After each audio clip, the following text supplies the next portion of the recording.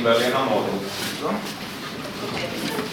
Man ir viena Amolda, un man ir diplomprojekta tēma telpu zinātnes mākslas miedarbībai Cēlas vecajā Alsbrūzī. Un pastāstīšu par projektu, runājot par šiem punktiem, par Cēlas veco Alsbrūzi, par nākotnes programmu tagad, par kopākušanas aspektiem, kas ir pamatā visam projektam un par konkrētiem projektu izcinātiem. Cēlas vecais Alsbrūzis atrodas praktiski Cēlas pils parkā. Šeit ir redzams Cēlas vecā pils, Cēlas jaunā pils, šeit ir tā kā pils priekša un kāpnes parks, un tad šeit attiecīgi izvietojas Cēlas vecais Alsbrūzis. Tā vēsturiskā ēka, šī diena, ir celta 1879. gadā, un laika gadā tā ir attīstījusies ar daudzām piebūvēm, un arī ar torņa izbūvē, kas ir ventilācijas funkcijas torņas. Tāpat arī ir lielākās pārbūves piedzīvotas padomu laikā, kad ir izveidojies šis apjomas konstrukcija, ko mēs redzam šobrīd. Un kopš 2001. gada Cēlas vecā Alsbrūzī vairs netiek ražots, bet pēdējos 5 gadus šī funkcija atkal Grūzī atgriežas, un tas tiek izmantots mākslas festivāla laikā, laikmatīgās mākslas izstādē. Tas ir tikai pāris vasaras mēnešus. Bet pats vērtīgākais, ko slēpj šī apbūve, ir pats haotiskais un interesantais apjomu kārtojums un iekštelpa. Iekštelpā ir redzams gan izbūves tehnoloģiskajām iekārtām, proti plaši pāgradi, vēlvēti un dažādi aptvērumi un tam līdzīgi. Par nākotni šobrīd šo kompleksu iegādājies Vides risinājumu institūts, kas ir privāta zinātniska organizācija, taču viņi ir sapratuši, ka lai veiktu pilnīgus pētījumus, ir nepieciešams gan zinātņu ūdeni paskajā izpratnē, gan mākslas. Un tās funkcijas, kam Alsbrūzis nākotnē tas paredzēts, ir gan administratīvais darbs, gan zinātniskais darbs, tādā klasiskā izpratnē. Tā ir rezidējošo zinātnieku mākslinieku dzīvošana, kas Alsbrūzī apmetās uz projektu laiku. Tā ir arī māksla, kas ir daudzveidīga, jo daudzveidīga laikmatīgā māksla, arī performances un instalācijas, un arī notikumi, kas ir, piemēram, vasaras, skolas, semināri, balles un dažādi svētki, un arī satikšanās punkts gan šī mākslai ar zinātni, gan arī sabiedrībai ar zinātniekiem, kas strādā Alsbrūzī. Kā jau minēju, ir vairāk kopābūšanas aspekti, kas ir ļoti svarīgi projektā, un uz kā balstās viss, gan tēmas izvēle, gan arhitektūra, gan labiekārtojums, gan apskatu veidojums. Pirmais no kopābūšanas līmeņiem ir reģionālais līmenis, un tajā Cēsis apskatu kā vienu no Vidzemes reģiona metrostacijām. Un tā doma ir, ka katra no šīm metrostacijām vajadzētu specializēties savā vienā virzienā, un tad kopā šis reģions ir vērtīgs jau daudz plašākā nozīmē. Un šajā kontekstā Cēsis veidoties kā kultūras vieta, un tā vajadzētu attīstīt pastiprināt kultūru. Nākamais kopābūšanas līmenis ir vieta, un tajā Alsbrūzis ir ne tikai izmanto savu centrālo nodeļu, bet viņš burtiski kļūst par pilsparka sastāvdaļu. Un šī baltā as kļūst kā par pils estrādes turpinājumu ar visām savām terasēm. Un tajā pašā laikā tā arī vēra cilvēkus no pils parka, kas ir apmeklētājiem bagāta vieta, uz galveno ieeju nākotnes Alsbrūzī. Trešais kopābūšanas līmenis ir laikmets, un šī apbūve ir izveidojusies tik aizraujoši ar visiem tieši šiem laikmetu uzstādījumiem, ka projekta mērķis nav atgriezties kā vienu konkrētu laika posmu, bet saglabāt visus šos uzstādījumus, akcentēt tos projektā un kā turpināt šo jau iesākto stāstu, un mēs pārrakstītu to. Ceturtais kopābūšanas līmenis ir zinātne un māksla. Mēs runājam tīri tādos praktiskos aspektos, tad Vides risinājuma institūts ir sapratis, ka pilnīgai pētniecības, pilnīgai izpratnē ir nepieciešama gan zinātne un māksla, droši vien tādēļ, ka māksliniekiem ir šis plašāks skatījums uz pasauli, nedarbojas kā vienā virzienā. Tajā pašā laikā mākslinieki var uzstādīt jautājumus, uz kuriem tad kopā ar zinātniekiem meklēt atbildes. Tam ir arī ļoti filozofiska jēga apakšā, ko var arī izlasīt patēriem rakstā par integrālo teoriju un citām palīdzīgām lietām, tad tā pamēģināt pievērsties citā sarunā. Un visbeidzot, pēdējais kopābūšanas līmenis ir telpiskais, kurā izpaudās tad visi arī iepriekš minētie kopābūšanas līmeņi. Un tad šī telpa tiek veidota tā, lai tajās satiekas gan tiešā līmenī, gan dažādos līmeņos, zinātne un māksla, un te izmantojot visus šos jau esošos caurumus, veidojot atrāvumu, veidojot tiltiņus, to visu laiku zinātniekiem strādājot ir šī redzamība, ka paralēli notiek kaut kas cits. Turpināt par konkrētiem projektu izcinājumiem, pirmais no tiem, ko es vēlos izcelt, ir šis baltais pārāvums, kura rezultātā tiek nojauta daļa no ēkām, ļoti neliela daļa, kas ir ļoti tādā stāvoklī, un tad tiek savienot šis galvenais ieejas punkts ar katru estrādi, veidojot šos terasējumus uz leju. Tas veidos tā kā ļoti daudzveidīgs iespējas redzēt katru estrādi un arī pārredzam visu plašāk katru teritoriju un šiem tā kā tiltiņu punktiem. Un šis pārāvums būtiskākais, ko viņš izdara, tas pirmkārt atbrīvo vēsturisko ēkas apjomu no degradējošajām piegulēm, kas ir izveidojušos laiku gaitā apēduši šo ēku, tas veido arī šo kompleksu dubultkāri. Tāpat tas rada daudzveidīgu, tieši veidojot iekšpagalmus un to ieplūst tajā ēkā, ja iepriekš tā ēka bija kā salips kompleks, kuram būtībā tā kā rotē apkārt, un tagad tur reāli var būt viņā. Un tāpat, kā es minēju, es radu to ideālo vietu, no kuras vērot kādu koncertu, kur estrādē koncertu laikā. Un tāpat arī panāk iekļaušanos ainavā, ja iepriekš šis divstāvīgs šeit bija apjoms, kas pilnībā aizsardza, teiksim, no parka šo atraktīvo turi, kas ir bija tāda viedzīna, tad tagad tas ir redzams no visām pusēm. Par nākamo runājot, šeit ir redzams, kas notiek par katru no apjomiem un kā mainās šī apūs situācija, bet arī lielāka ekrāna ir redzams, kāda ir bijusi un kāda tiek projektēta, būtībā maksimāli tiek saglabāta esošā apbūve un izmantotas tās kā priekšrocības, bet galvenais, kas tiek izdarīts, tātad tiek šai vienai no ražošanas korpusiem nojaukta ēka, kas ir ļoti sliktā tehniskā stāvoklī, un rezidenču apjomu, kas veidojās šim te, tiek nojaukts otrais stāvs, kurš arī bija nepieejams, un tiek veidots rezidenču josla, kas ir savus līkumus, un tā arī palīdz kompleksam iekļauties apjomu. Kā ja iepriekš arī tādi 2 puči, tad tagad tas ir iekļaujās ainavā. Un šeit arī var redzēt konkrētāk par katru no apjomiem, tas arī ir nepieciešams arī iztēkt tā. Un par funkcionālo risinājumu runājot, tad galvenais, kas ir šī ēka ir mainīga, jo būtībā kādu laiku, uz projektu laiku, ir rezidējošie zinātnieki un mākslinieki. Tāpat ļoti ilgstoši, piemēram, te var arī nebūt. Tāpat var notikt dažādi pasākumi, un tad ir svarīgi, lai pārējās tā no mākslas telpa būtu pieejams apklānējiem visu laiku. Līdz ar to veidojās viens punkts, no kura tad tā kā porcijās ir sadalītas tās mākslas telpas. Un tā viena porcija ved uz pagradiem, viena porcija ved uz pumpuriem, viena ir uz mazo izstāžu zāli vēsturiskās ēkas pārnabā, un tad ir divas, kas ir mainīgajām telpām. Un runājot par mainīgajām telpām, tās ir 3 telpas, ļoti plašas telpas, kas ir šeit.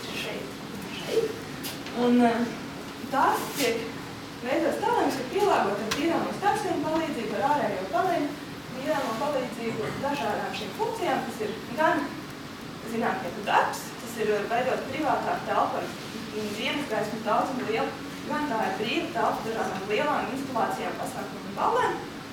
Un tāpat tā var būt arī tā kā virzoša telpa izstādē, kur organizē šo skatītāju apklātāju plūsmu.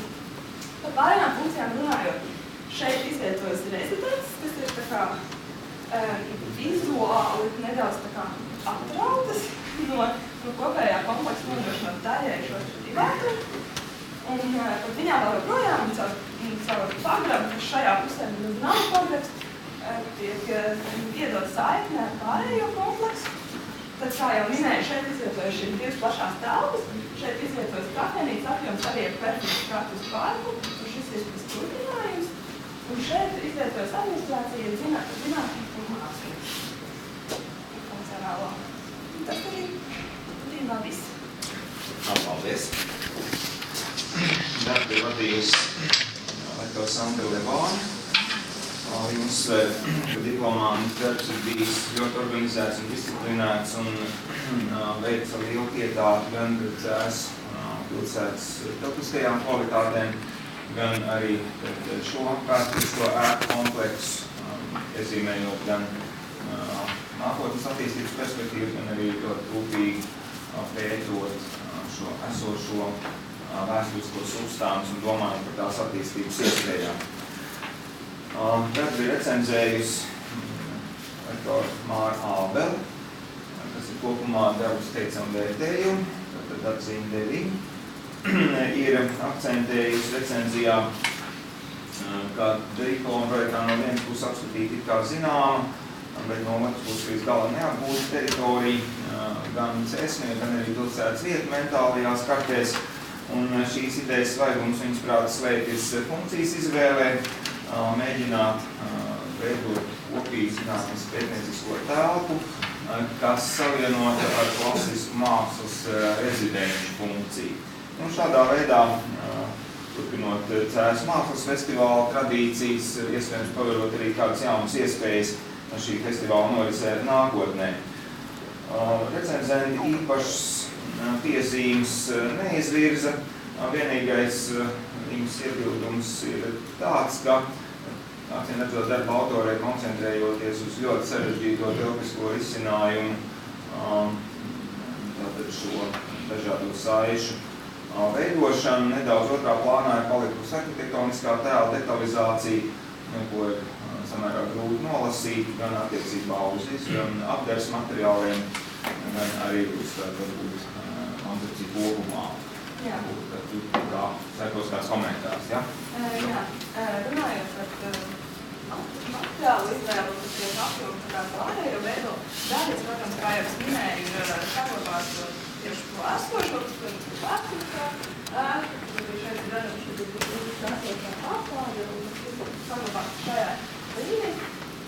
Par blakus esošo ēku šeit ir tā kā šī iela, no kuras ir redzams šie abi apjomi, un tad šajā skicē ir redzams šis baltais pārāmums, un blakus esošā ēka ir domāt maksimāli tā kā monolīta un tumša, lai izceļās šī esošā ēka, bet tajā pašā laikā tā ir veidota no akmens materiāla, gadījumā šī plāksne atceras, lai šie abi akmens materiāli vienlīdz cēli novecot laiku gaitā. Tā viņi ir ļoti pietāti un monolīti un vēsturisko ēku. Savukārt rezidenču ēkai ir ārējās perforētās žalūzijas, kas nodrošina šo caurspīdīgu, bet tajā pašā laikā tādu noslēgtību, respektīvi rezidējošie zinātnieki un mākslinieki tur dzīvojot, var izvēlēties, cik atvērti viņi vēlas būt par tāpēc sabiedrību. Jo šī ir diezgan aktīvās, šajā daļā gan izvietojas rezidentu viesis, tāpēc nav viņam tāds, bet no pārējām telpām viņi var vai pilnībā atvērties, arī sev atvērts taktu pret pārējo, vai arī pilnībā noslēgtos. Un šis ir perforētais, kurš ar ēku spēlējumu tā, liecina par dzīvību priekšā, bet nav pilnībā šāda sabiedrība. Runājot par pārējām ēkām, tad tā nav vides pārveidošana un tā nav kaut kāda mūsdienu radīšana mūsdienu sajūtas. Tur ir šie apjomi, kas tur ir, rūpnieciskie apjomi, un tieši tādi viņi arī ir saglabāti, protams, tiek veikts nepieciešamās energoefektivitātes uzlabošanas un palīdzīgi, bet pārējais paliek maksimāli tāds, kāds viņš ir. Labi, paldies, tas bija ļoti izsmeļoši. Tagad laiks ir jautājumiem. Vispār cēru.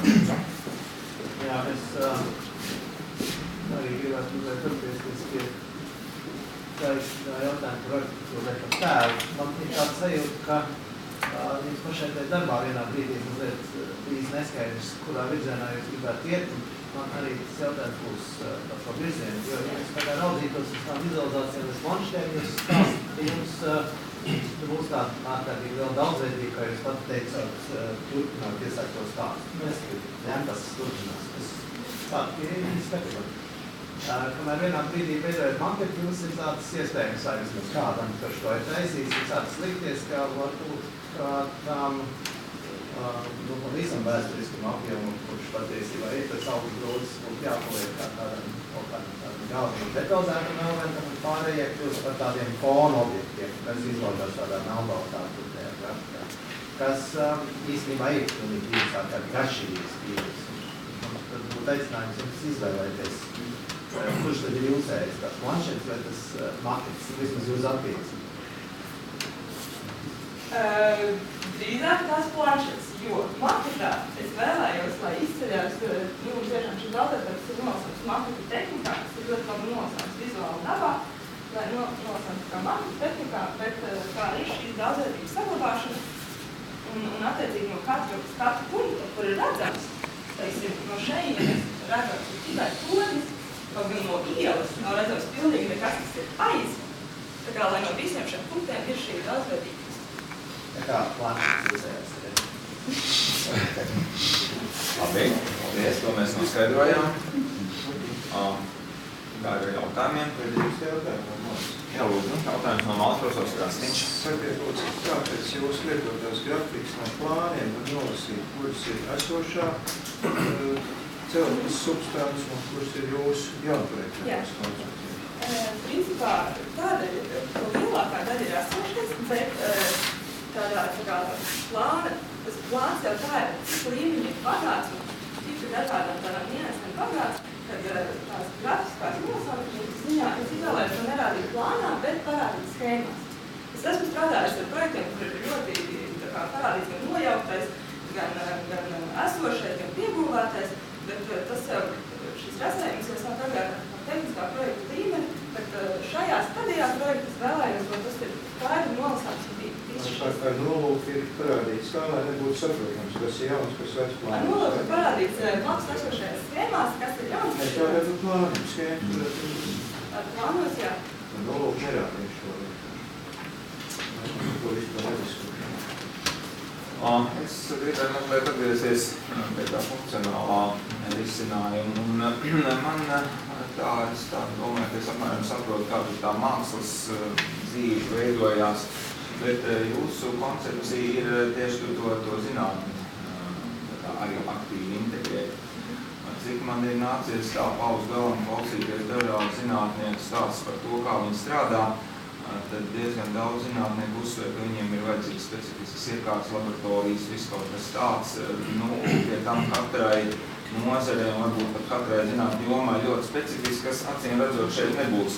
Tātad es gribētu dzirdēt komentāru, vai ir kaut kāds ierobežojums vai tāds loģisks kaut kāds virziens, kādu jomu zinātnieki te būs vairāk aicināt un kuri šīs specifiskas dēļ, acīm redzot, nevarēs piedalīties.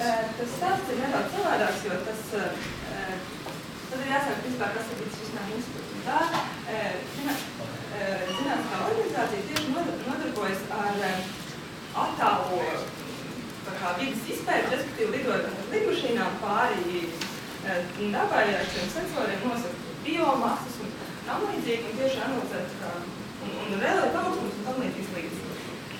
Viņiem ir šīs tehnoloģijas, viņiem ir šīs lidmašīnas, viņiem ir šie visas kameras, sensori un tam līdzīgi, tie atrodas ārpus šīs teritorijas, cēsu bibliotēkā. Un kur viņi plāno arī palikt arī nākotnē. To, ko viņi dara, viņi uz šo tehnoloģiju pamata, izstrādā projektus, piesaista finansējumu un uz šo te projektu pamata piesaista zinātniekus un māksliniekus no visas pasaules uz šo projektu laiku. Un tos māksliniekus, lai veiktu tos viņu pētījumus, viņi tad aicina uz šejieni un tad viņi šeit strādā pie tiem projektiem. Respektīvi, tās tehnoloģijas viņiem ir, tās nav, teiksim, nesāks kaut kāds pilnīgi cits tēma projektu, bioķīmijas uz tāds. Tajā virzienā. Ok, paldies. Un vēl ir kādi jautājumi? Nav vairāk jautājumu. Paldies, vien.